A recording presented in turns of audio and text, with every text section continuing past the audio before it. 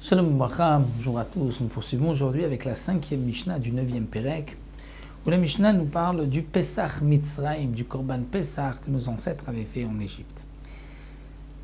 Avant de sortir d'Égypte, donc bien sûr, il y avait la mitzvah de faire le Korban Pesach, et la Mishnah demande Ma ben Pesach Mitzrayim Pesach Torot. Quelle est la différence entre le Pesach qui a été sacrifié en Égypte et celui de toutes les générations à venir?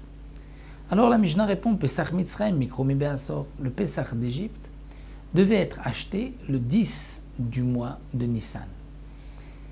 Et on devait, pendant 4 jours, vérifier qu'il n'y ait pas donc de défaut. Vetaun Aza'a.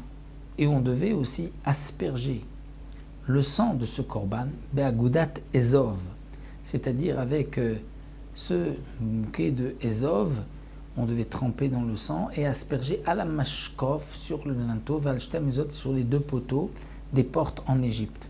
Et il devait être mangé rapidement, c'est-à-dire rapidement en vitesse, ils étaient habillés avec leurs chaussures, prêts à sortir, en une nuit.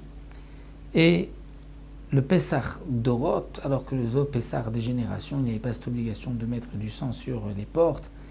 Et le Korban Pesach était Noeg Kol Shiva, c'est-à-dire que l'interdiction de manger du Chametz et l'obligation de manger de la matzah, c'était pendant 7 jours. Alors qu'en Égypte, l'interdiction n'était de manger du Chametz que ce jour-là, que le jour où on est sorti d'Égypte. Donc la Mishnah nous dit ici, voici les différences.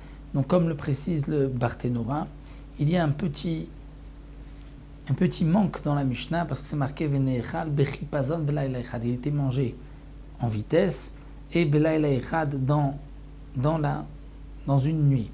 Alors, il faut dire comme ça. Il faut rajouter il était mangé Bechipazon en vitesse, il était mangé Belayla Echad et l'interdiction de posséder du Chametz, ce n'était que un seul jour, alors que le Pesach des générations qui suivent, de toutes les générations, c'est une interdiction du Chametz pendant 7 jours. Donc cette phrase-là n'est pas mentionnée dans la Mishnah, mais la Gemara nous dit qu'il faut donc rajouter. Et donc c'est ce que nous avons vu ici, la différence entre le Pesach en Égypte et le Pesach des générations à venir. Donc voilà, nous allons nous arrêter à la 6e Mishnah. On se retrouve moi Bezrat Hashem avec dîner un peu plus compliqué concernant le dîner de la Tumura du Korban Pesach que nous verrons dans la 6e Mishnah.